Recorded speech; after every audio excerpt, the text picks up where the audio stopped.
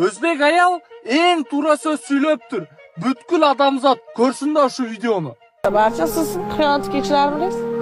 Men kechira olmayman. Men hech qachon kechirmayman. Rostdan aytayapman. Farzand o'rtada bo'lsin. Farzand bo'lsa ham kechira olmayman. Qancha? Men kechiraman. Nima farzandim otasi katta. Har ko'rganingizda Men nafaqat kechiraman, men kurashaman. Men kurashaman. Yo'q, mana har ko'ryapsiz. Hozir o'g'il bola bo'lyapman. Men tasavvur qiling, men shunaqa men sizga xiyonat qildim. Men eringizga tasavvur qiling.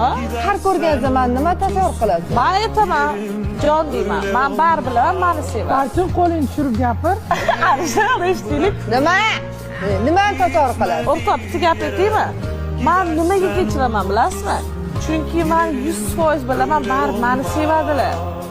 U shunchaki bir kunlik, u biologiya. Lekin meni ming sevadilar va mendan yaxshi ayol yo'q ularga. Men aytaylik, xiyonat qildilar bilmasdan. Men u ayolga qanaq qilib dunyodagi eng yaxshi yerimni topshirib qo'yishim mumkin. U uni baxtli qila olmaydi. Faqat men baxtli qila olaman.